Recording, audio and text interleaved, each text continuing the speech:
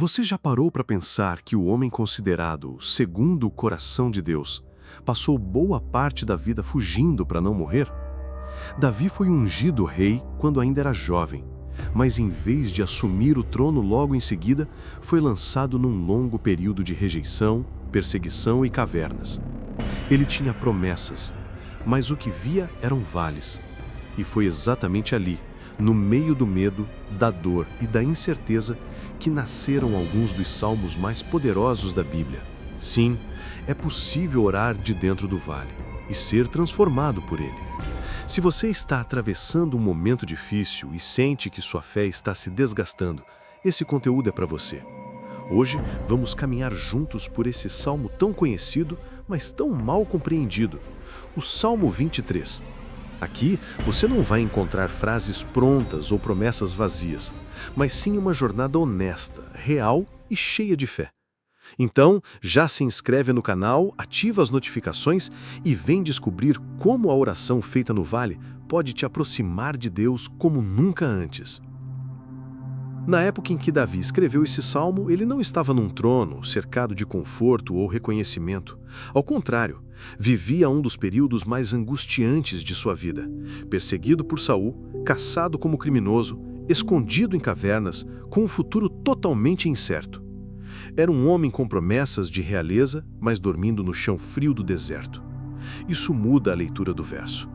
Ele não falava do vale da boca para fora, ele estava dentro dele. É curioso pensar que, mesmo ungido rei, Davi passou anos fugindo para sobreviver. Não era só medo de morrer, era angústia de não entender os caminhos de Deus. As histórias bíblicas nos mostram que ele não perdeu a fé, mesmo quando parecia ter perdido tudo. E o que ele faz? Ele ora. E nessa oração, não pede livramento imediato, mas afirma: Tu estás comigo. Isso é fé, não fantasia. Imagine alguém que sabe que foi escolhido por Deus, mas vive sendo injustamente acusado e ameaçado de morte. Esse era Davi. Dormia em cavernas, passava fome, enfrentava traições. Mas foi ali que ele escreveu alguns dos salmos mais conhecidos. Ele não esperou a crise passar para declarar sua fé. Ele declarou no meio dela. É aí que a oração se torna um escudo, não um último recurso. A figura do Vale da Sombra da Morte faz ainda mais sentido dentro daquele contexto. Davi conhecia vales escuros, reais, locais estreitos entre montanhas onde bandidos, feras e inimigos podiam atacar a qualquer momento. Era literalmente um ambiente perigoso. Mas mesmo nesses lugares, ele dizia: Não temerei mal algum. Isso porque a fé dele não dependia da paisagem, mas sim da companhia divina. E quando ele escreve porque tu estás comigo, o pronome muda tudo. Não é um Deus está com o povo, é comigo. Isso mostra a profundidade da intimidade entre ele e Deus, construída nas noites de solidão. As personagens bíblicas, como Davi, não se destacam apenas pelos feitos, mas pela fé forjada na dor. Oração, nesses momentos, deixa de ser formalidade e vira sobrevivência espiritual. A oração de Davi nos ensina que até no escuro a gente pode enxergar a presença de Deus. Ele não pediu que o vale fosse removido, mas reconheceu que havia alguém com ele ali. Esse é um ponto importante. Orar não é apenas clamar por mudanças externas, mas alinhar o coração ao fato de que Deus não se ausenta nos momentos difíceis. E isso, por si só, já muda tudo. Nos Salmos, essa certeza aparece de forma recorrente. E não é teórica, é construída no campo de batalha, no esconderijo da caverna, no meio da perseguição. Cada oração que ele fazia era como uma âncora lançada na presença de Deus. E cada linha que escreveu, cheia de emoção, se tornou um reflexo do que muitos de nós vivemos: medo, dor e, ainda assim, fé. Essa consciência da presença de Deus muda até a forma como enfrentamos o sofrimento. Porque se Davi, vivendo como fugitivo, com ameaça de morte constante, ainda encontrava espaço para declarar essa fé, então nós também podemos. Só que essa confiança não para por aí. Ela vai além das circunstâncias. Confiar em Deus quando tudo está indo bem é fácil. O desafio real aparece quando o chão some, os planos desmoronam e as orações parecem ecoar no vazio. É nesse cenário que a fé é testada e revelada. Quando Davi disse, "Não temerei mal algum", ele não estava num palácio, ele estava no vale, cercado de incertezas. E mesmo assim, escolheu confiar, não porque o vale era raso, mas porque o caráter de Deus era profundo. A oração feita no vale é diferente da oração feita na bonança. No vale, a gente ora sem certezas, sem garantias visíveis. É um salto no escuro com os olhos fechados, mas com o coração aberto. E isso ensina algo poderoso. Fé não é sentimento, é decisão. Davi não disse que não sentia medo, ele disse que não temeria. Ou seja, ele decidiu confiar, mesmo sem entender. Muita gente acha que fé é a ausência de dúvida, mas a fé verdadeira, aquela que move montanhas, é muitas vezes construída junto da dúvida. É como uma corda esticada entre o que você sente e o que você crê. E nesse cabo de guerra interior, você escolhe acreditar. Os personagens bíblicos são prova disso. José, por exemplo, foi preso injustamente, mas nunca deixou de confiar. E lá da prisão, Deus o levou ao governo. Confiar além das circunstâncias é como segurar a mão de Deus com os olhos vendados. Você não vê o caminho, mas sente a presença. E isso é suficiente para dar o próximo passo. A Bíblia está repleta de histórias assim. Gente comum, vivendo crises reais, mas escolhendo manter os olhos na promessa. Oração, nesses casos, vira mais que um hábito, vira um exercício diário de entrega. Um bom exemplo prático. Em vez de orar apenas pedindo para sair do problema, experimente orar dizendo, "Deus, me dá paz no meio disso." Parece simples, mas muda a postura do coração. Essa é a oração que Davi fazia. Ele não esperava o vale passar para confiar. Ele confiava no vale. E é aí que a fé cresce, porque passa a não depender do cenário, mas da raiz. E quando a gente aprende a orar assim, começa a enxergar pequenas respostas que antes passavam despercebidas. Um versículo que salta aos olhos, uma conversa que acalma, um salmo que parece ter sido escrito para você. Davi fez isso repetidas vezes. Ele alimentava a fé meditando nas promessas, mesmo que o presente gritasse o contrário. Isso é viver pela fé, não pela vista. Tem algo poderoso aqui. Quando você ora com confiança, o medo não desaparece magicamente, mas ele perde o controle. É como estar num barco em tempestade com Jesus dormindo na proa. O caos está lá, mas a paz dele também. O Salmo de Davi é esse barco. Ele não saiu da tempestade, mas navegou por ela com fé. E isso muda completamente a jornada. Esse tipo de confiança é forjado com prática. Você pode começar hoje, separando alguns minutos diários para orar sem pedir nada, apenas para reconhecer quem Deus é. Leia os Salmos, principalmente os de Davi. Eles são guias de oração para tempos difíceis. E assim, pouco a pouco, você aprende a caminhar como ele, com fé que enxerga além. Mas essa fé ainda precisa de algo mais, algo que só nasce no fogo do sofrimento. É nos momentos de dor que a gente descobre um tipo de oração que não se aprende em livros, mas no chão frio da alma. Davi não disse, "O Senhor está com eles."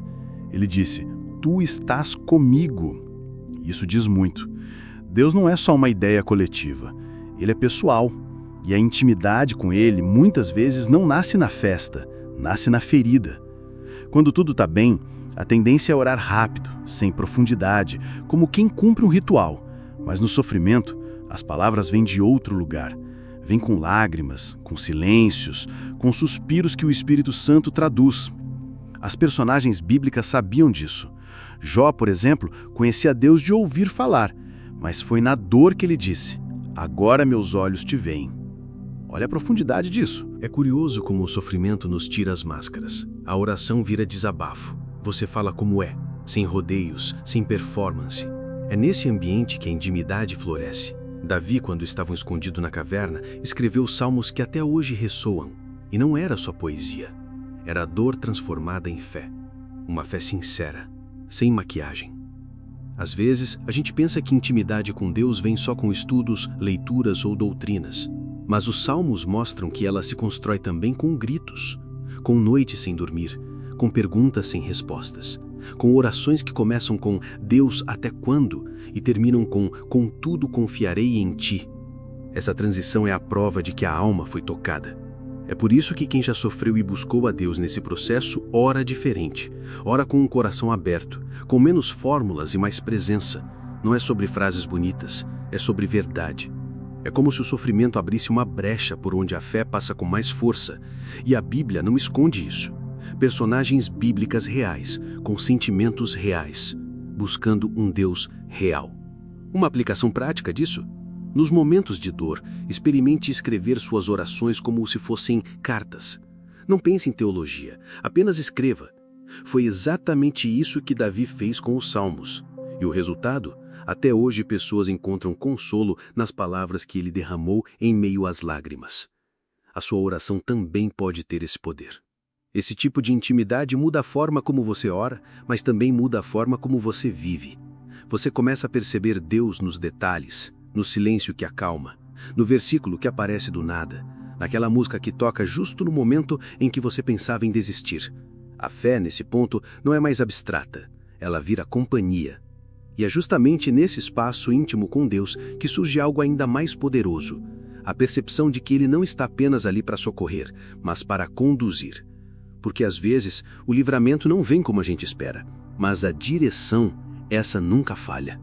Tem hora que tudo que a gente quer é um escape rápido, né? Um livramento, uma solução imediata, uma porta aberta. E tá tudo bem pedir isso. Davi também pedia. Mas o que chama a atenção nesse verso é que ele não ora pedindo socorro. Ele pede direção. Ele entende que Deus não é só refúgio em tempos de angústia, é também guia no meio da confusão. Nos vales, a tendência natural é orar para sair logo dali. Deus me tira disso. Quem nunca? Mas Davi, mesmo vivendo situações de puro caos, orava, guia-me. Ou seja, ele não queria apenas sair do vale, queria saber como andar dentro dele. Isso mostra maturidade espiritual. Ele entendia que Deus não é só alguém que apaga incêndios, mas que ensina a andar no fogo com propósito. As histórias bíblicas mostram que Deus nem sempre responde como esperamos. Moisés queria entrar na terra prometida, e não entrou. Paulo pediu 3 vezes para ser curado, e Deus disse, minha graça te basta. O que isso ensina? Que às vezes a direção de Deus não é a que queremos, mas é sempre a que precisamos. E é por isso que oração não é só um grito de socorro, é uma busca por sabedoria. Uma aplicação prática disso? Em vez de orar apenas pedindo livramento, comece a perguntar, Deus, o que o Senhor quer me mostrar aqui? Essa mudança simples muda tudo, porque agora você não está apenas tentando sair do vale, você está tentando aprender dentro dele. Davi fazia isso constantemente, por isso os salmos dele têm tanta profundidade. Ele orava com fome de direção, não só de escape. E quando você entende Deus como guia, começa a aceitar que nem sempre o caminho será o mais rápido, mas será o mais certo. Já reparou como no GPS, às vezes o caminho mais curto não é o melhor? Deus também age assim. Ele nos guia por veredas de justiça, mesmo que sejam mais longas, porque quer nos formar, não apenas nos livrar. É um erro comum ver Deus apenas como bombeiro espiritual, só aparece quando a casa está pegando fogo. Mas Davi nos mostra um Deus pastor, um que guia, orienta, ensina a andar. E quando você anda com alguém, você aprende com ele. É isso que oração gera, sintonia. E é dessa sintonia que nasce discernimento. Essa perspectiva muda até as pequenas decisões do dia a dia. Começar perguntando, Senhor, o que o Senhor quer hoje? É um hábito que afina a escuta espiritual. E esse tipo de oração cria uma sensibilidade que vai além da lógica. Tem gente que escolhe pela razão. Davi escolhia pela direção. E é por isso que ele acertava até quando tudo parecia errado. E quando você começa a ser guiado por Deus, começa a perceber que cada vale é também um campo de treino. Porque Ele não quer apenas nos tirar dali, quer nos forjar enquanto estamos lá. E é nesse processo que algo ainda mais valioso começa a acontecer. O nosso caráter começa a ser moldado. Todo mundo admira o rei Davi, o guerreiro, o salmista, o homem segundo o coração de Deus. Mas poucos lembram que ele foi moldado no anonimato, na rejeição e na dor. Antes do trono, vieram anos de fuga, injustiça e cavernas. E foi nesse cenário que a oração dele se tornou mais que um pedido, virou ferramenta de formação. O vale não só revelou quem ele era, como forjou quem ele viria a ser. A oração tem esse poder sutil, mas profundo. Ela molda. Enquanto você ora, algo dentro de você vai sendo limado, alinhado, transformado. Não é só o céu que se move, é o coração que se ajusta. Davi orava com intensidade, mas também com vulnerabilidade. Ele entregava suas falhas, seus medos, suas crises, e era nessa entrega que o caráter dele ganhava forma. Pensa num ferreiro moldando uma espada. Calor, marteladas, paciência. Assim é a oração nos momentos difíceis. Cada súplica é como uma batida no metal da alma. É ali que aprendemos a obedecer, a esperar, a confiar. Os personagens bíblicos sempre passaram por isso. José foi moldado na prisão, Moisés no deserto, e todos eles saíram desses processos mais parecidos com Deus. A oração não serve apenas para mudar situações, ela muda pessoas. E essa mudança nem sempre é a imediata. Às vezes, oramos e saímos com as mesmas lutas externas, mas internamente algo mudou. Um alívio, uma clareza, uma resistência nova. Davi foi perseguido por anos, mas não se tornou amargo. Por quê? Porque orava com o coração disposto a ser transformado, não apenas socorrido. Uma dica prática aqui é começar a fazer perguntas diferentes nas suas orações. Em vez de Deus, por que isto está acontecendo comigo? Tente, o que o Senhor quer formar em mim através disso? Essa simples mudança de perspectiva pode abrir portas que antes estavam fechadas, não do lado de fora, mas dentro do coração. Davi perguntava isso e por isso seus salmos tinham profundidade que toca até hoje. É impossível crescer espiritualmente sem passar por fornalhas. A oração no vale não é confortável, mas é eficaz. Ela arranca da gente a superficialidade, e quanto mais profunda a dor, mais genuína se torna a conversa com Deus. Davi não fingia ser forte, ele confessava fraquezas. E é nessa honestidade que o caráter se fortalece. Essa construção de caráter também afeta o modo como lidamos com os outros. Quem ora de verdade aprende a perdoar, a esperar, a não revidar com a mesma moeda. Davi teve a chance de matar Saul, mas escolheu poupar. Isso não foi sorte, foi oração. Ele já tinha resolvido por dentro o que muitos ainda tentam resolver por fora. A oração fez dele um rei, antes mesmo da coroa. E o mais bonito, quando o caráter é moldado, o propósito se revela com mais clareza. Você para de correr atrás das bênçãos e começa a andar alinhado com o chamado. E aí, até nos vales, a esperança começa a nascer. Porque quem ora assim já entendeu que o sofrimento não é o fim, é só o meio. Quando Davi declara isso, ele não está no final de uma caminhada tranquila. Ele está ainda no meio dos conflitos, mas olhando além. É isso que torna essa afirmação tão poderosa. Em vez de se prender ao presente sombrio, ele se agarra ao que Deus prometeu. Ele não diz, espero que a bondade me alcance. Ele diz, certamente. Essa convicção nasce de alguém que aprendeu a confiar mesmo sem ver. A esperança bíblica não é um otimismo vazio. É uma certeza baseada no caráter de Deus. Davi sabia que a bondade e a misericórdia não estavam atrás dele com uma faca na mão, mas com cura, restauração e promessa. Mesmo no vale, ele conseguia enxergar o futuro com os olhos da fé. E é exatamente isso que a oração nos oferece, uma lente espiritual para ver além do que os olhos naturais mostram. É fácil perder a esperança quando tudo que se vê é dor, mas a oração nos reconecta com as promessas. Quando oramos, nos lembramos que as histórias bíblicas não terminam nos vales, elas passam por eles. José foi traído, mas depois exaltado. Davi foi perseguido, mas depois coroado. A esperança nesses relatos é o fio invisível que liga o sofrimento ao propósito. Aplicação prática? Comece a anotar as promessas que Deus te fez. Em salmos, em orações, em momentos de clareza. Volte a elas quando a dor gritar mais alto. Davi fazia isso. Ele revisitava as promessas, recitava salmos, fortalecia a fé, mesmo cercado de ameaças. A Bíblia não é só um livro histórico, é combustível para dias nublados. E o mais interessante é que ele não diz que será seguido apenas pela bondade. Ele diz bondade e misericórdia. Isso mostra que ele sabia que, mesmo errando, Deus continuaria ao seu lado. Isso liberta, porque muitas vezes a gente pensa que só merece o cuidado de Deus quando acerta. Mas o Davi sabia que a misericórdia também caminha conosco, mesmo nos tropeços. Essa perspectiva traz alívio e motivação. Saber que Deus não vai desistir de você, mesmo nos piores dias, renova a coragem. A esperança se transforma em força prática. Você levanta, sacode a poeira e segue. Não por merecimento, mas por promessa. E essa promessa não tem prazo de validade. Ela se estende por todos os dias da minha vida. A oração nesse ponto vira confissão de fé. Mesmo sem evidências, você declara: a bondade de Deus me seguirá. E isso alimenta a alma. Você começa a perceber que o sofrimento tem fim, mas as promessas não. Elas atravessam o tempo, sustentam no presente e apontam para o futuro. É por isso que a fé cristã é viva, porque tem esperança até onde os olhos não enxergam. E o fim do Salmo não é um ponto final, é uma seta. Davi termina olhando para frente, para a eternidade, com a alma firmada na presença de Deus.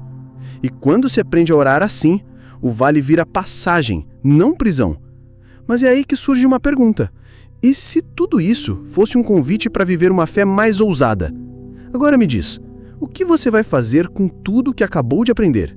Vai deixar essa mensagem morrer aí dentro? Ou vai transformar o seu vale num lugar de oração e crescimento? Deus nunca desperdiça uma dor.